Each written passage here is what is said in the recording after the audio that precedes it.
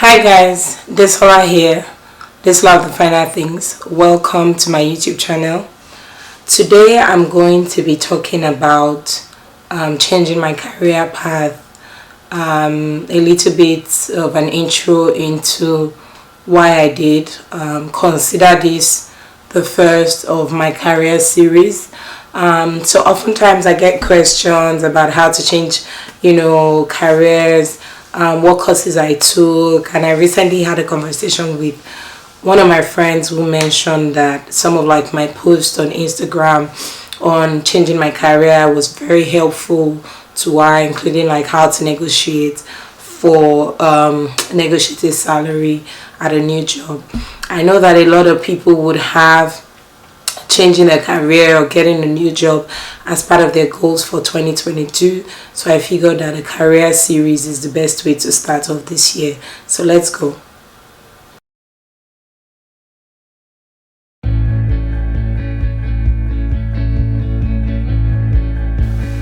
So changing my career. So I'm one of those people who consider themselves, or would, considering how the world is defined, I would consider myself a multi-potentialite, or maybe a multifaceted person. I studied architecture in school.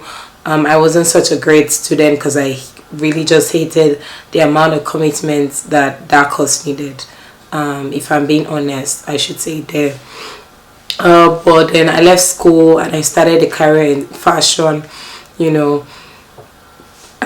started as a fashion stylist, and then I evolved into becoming a costume designer for films, working on a lot of amazing movies, from October 1, which I like to always reference, to Be Mrs. Elliot, and so many other movies and series, and TV production and stuff. So when I was juggling between being a fashion stylist and a costume designer at some point in my career. That was great, right? But then down the line, just a year down the line, I started my career full-time in my previous organization, where I started my career off as, I think, a project officer. So I was just a project officer, and my work included project management as well as architecture, because I was doing a couple of support drawings for a project that we were handling in Niger State. From there, that was great because I met some of my most amazing bosses ever. But also it was a bit challenging because after a while I became extremely bored, extremely stressed, extremely uninterested in the routine of it all. So I think it's interesting, I think it's important that I say that personally I do not like routine work. I've seen the kind of person that I am, and I love projects. I live for projects. I love things that have a start date and an end date. I love to be excited. I don't like to be bored. In fact, I'm sure that if I lived in a country other than Nigeria, I might be very close to the spectrum of those who have ADHD, because sometimes I just or maybe I'm just multifaceted, so I love so many things. So it just feels weird for someone who loves so many things to be restricted to doing one thing, right? So after a while I wasn't as inspired. But because I was on a job that I wasn't earning a lot, sometime during the course of that job I started my business, Addictions. For those of you who know me, you know Addictions, because Addictions, I think I started about 6-7 years ago, by selling different things.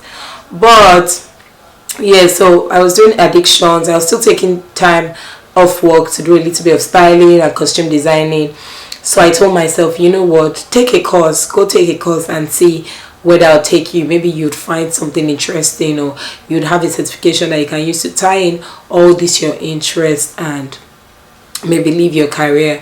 Because another thing I need to reference is how stuck I felt at my job and how unhappy I was, as well as how I think the word is still stuck, because for some reason I did not feel like I had an option, or I had a choice, or I had an opportunity to leave that job. So I was stuck at that job. So I went and I took a couple of courses, and I'm sure in the next episodes I will tell you how to choose courses, and I'll tell you a couple of the courses that I took. But I took, some courses. I went to a couple of schools, and that's how I found my present career, which is in marketing. Honestly speaking, when I started my career, I did not know what marketing was. I remember having the opportunity to even choose a department at some point that I wanted to work, and the person was like, do you want to work in sales, do you want to work in marketing? I just assumed sales and marketing were the same thing. When I think, prior to having a career in marketing, when I think marketing, I'm literally thinking of those who wear suits to go and force people, or tell people come and buy my stuff. I never thought of marketing in terms of what it is, which is really just strategy building, brand building, and such an amazing career, or sort of, would I say, okay, I can't find the word. The word sounds like specialization. I don't know, for some reason specification kept popping in my head, but yes. So yes, I never thought of sorry, I have a cold. I never thought of marketing as like a specialization that was interesting. I just thought suits, black suits that look almost grey, that not fitting, not looking nice on the individuals, walking around in the bank or on the road and trying to get people to buy stuff. So for some reason, my idea of marketing was close to sales than it was to marketing. So I took a course, and it just opened my eyes into all the vastness of marketing. I think I need to commend Orange, which is the school where I took the course, for sort of making it interesting to me, because we had like a vast array of courses that we took, from film courses to like marketing niche courses, as well as like finance courses, interest courses and things like that. Sorry, my battery pack fell. So we had like vast array of courses that we took that made it so interesting to me, because I'm such a versatile person. So having to do several courses was just exciting and interesting to me, and that was how I found marketing. So that's how I sort of switched my career. It wasn't easy within my organization. It's easier for you to quit, go somewhere else, than it is easy to switch a department or even get promoted. I need to be honest. But I think one thing that I was really determined to switch. So I went around, speaking to the HR business partner, going to the department I wanted to change to, speaking to the head of marketing, the marketing director at that time, going to meet the HR director, going to meet my boss. I was literally trying to speak to everybody who knows someone to help me get that change. And the honest truth is, when I changed my career, I changed on the same pay grade, even though I was going to fill a role that was higher than my present role. I changed on the same pay grade, and in fact I was so open to taking a pay cut, because that's one of the things I told them. I don't mind being an intern, I don't mind having to start again, because I was just so bored. When I'm talking about bored, I'm really talking about like driving to work in the morning and seeing my office building and literally crying and having a serious panic attack. That's how bad I felt. That's how bad everything was for me at that point. So I'm saying this to say that I understand a lot of the things that you're going through right now, and I get it that you want to change your career.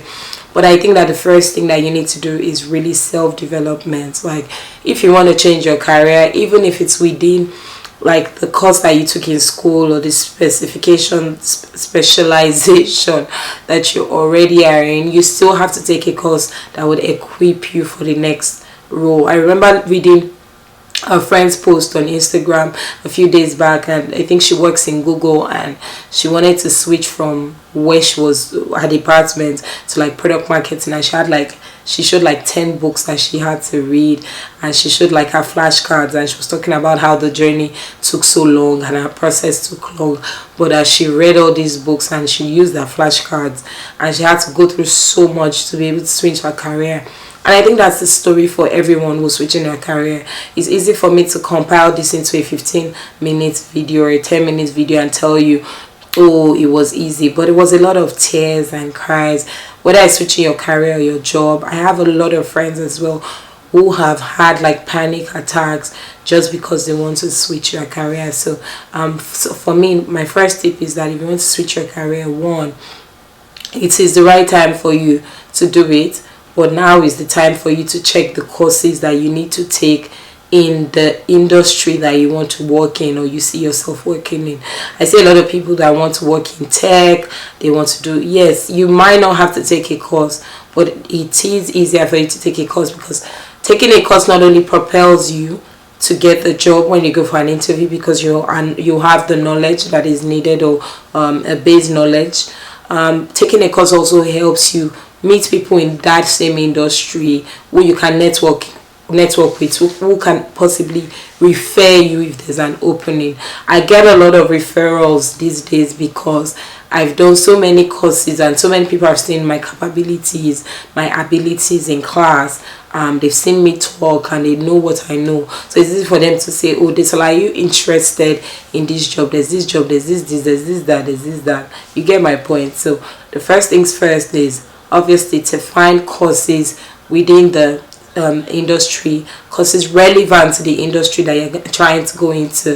I think secondly is obviously to network as well. You need to network, like going around and talking to the marketing director when I wanted to switch a job wasn't easy. You can't just walk into someone's office you don't know. I had a tutor in the course I was taking. I said, oh, I know your marketing director, go and introduce yourself to him. And it was easy for me to leverage that relationship to go and introduce myself to my tutor. So I think that would be the next tip for you, like just network. I think that the third thing is to make sure that you really like the job that you're trying to get, or you really like the industry or the specialization that you're trying to switch into. And I'll tell you why. When I switched, and a lot of these things I wrote in tips or in bits, oh my god, in bits on my social media page. Because I remember when I switched my job, I was coming from a place where I had my own office.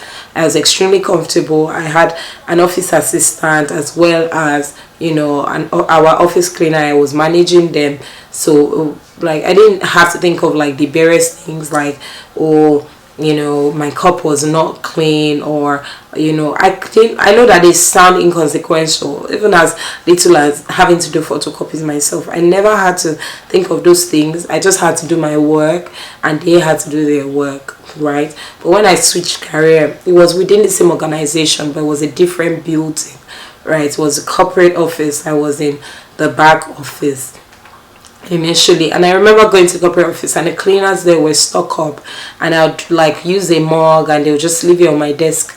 If I had to go on field and I used the mug and I left it, I will meet it dirty like that 6 days after I come back, or a week after I come back from maybe the east or the north or wherever I had to go to for work. And it was so crazy that one day I remember addressing it and the girl was like, I'm sorry, it's not my job. And imagine, like, I didn't say much. I just carried the mug and I went and I washed it myself and I made that my culture. And I remember also sitting in the cubicle, and for someone who can be easily distracted, right? I'm such a focused person. I get things done once I'm in that focused state of mind. I think that's also the reason why I don't necessarily love working from home. But during this period, right, I was sitting in a cubicle and everyone would pass behind me, in front of me, like people would say hello to me. And for someone who doesn't really like to even say hello to everyone, I was forced to be cheerful and nice. I remember when one of our colleagues left, I ran immediately to our office. I didn't care who was in the office before me, who was a step ahead of me, who was my senior that was sitting in the cubicle. I just went into our office and I took her seat because I knew that I couldn't deal with the cubicle space. Obviously, once I got used to the office, like the cleaning of the mug, organically the cleaner started doing it. I guess she felt that maybe I was a new staff, and she knew nothing about me, so it wasn't her cup of tea if I was comfortable or not, if my mug was clean or not, or it was dirty or whatever. So that one was not her business. So I feel like it took a lot of things, a lot of humility on my own part as well, coming from a career of like 5 years where you're already like almost middle management. No, you're already middle management, and then you're coming to a place where you're middle management, but it's like more chaotic, you know. Where I was coming from, I was like the only female in technical division, and I was moving to a department where there are mostly females and the guys are the odd ones. Meanwhile, you know, from uni I'm used to being the one that is odd. Studying architecture, we were only a few girls, and having a career in civil, we were only a few girls. Even working in film, we were only a few girls, like maybe costume, makeup. Every other person is a guy, the gaffer, the lighting, the director, producer, they are mostly guys. So coming to doing a whole 360 while changing your career, and I think maybe that's what people don't highlight. They don't highlight all the other things that come with changing your career and the humility in the process.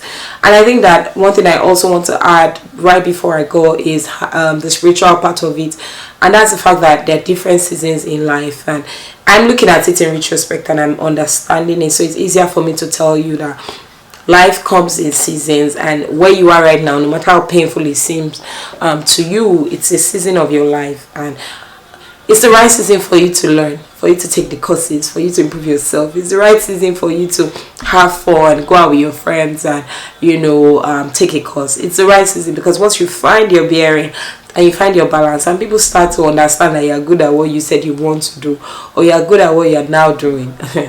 You might not have enough time to finish your certification courses. You might not have enough time to hang out with your friends because the onus becomes on you.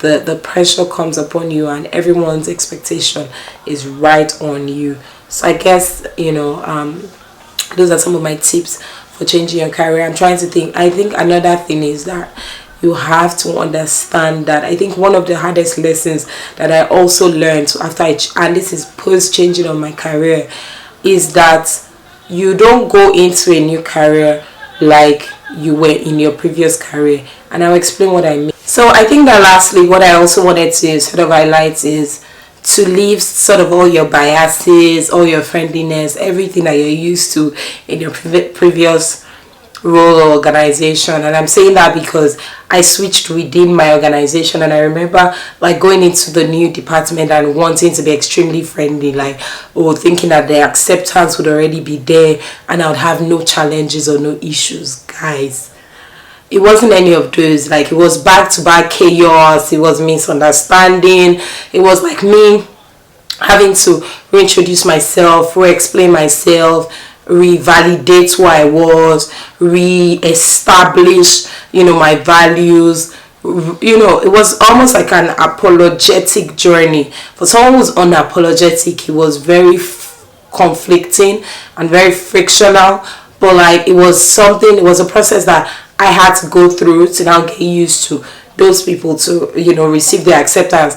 And I think that one thing my friend mentioned that I keep in my head, especially as I've changed departments and changed careers and changed jobs, is that you can't give the people that you're just meeting the same part of you that you've already given to people who have worked to earn that side of you. Like, it's not an automatic earning of your kindness or of your nice side or of your bubbly side.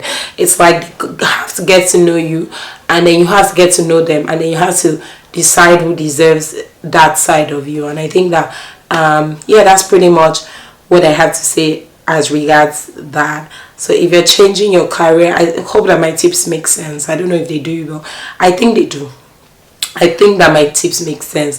They're very like swift and concise, but I see you, and I'm going to be sharing more tips on career. Like, I think I'll share a couple of more tips as we go on careers. So yes, I will try to have this up every Wednesday or Tuesday, every other week, maybe every 2 weeks or every week, depending on what I can commit to. But thank you for watching today's video. Do subscribe, like, share. Please subscribe. I'm trying to explore this YouTube journey, and I'm going to have a lot of great content for you guys, from lifestyle contents to career contents fashion and things that are pretty much the finer things. So yes, thank you for joining Desola of the Finer Things today. You can follow me on Instagram at Desola of the Finer Things as well. Subscribe, like, share. Thank you and bye.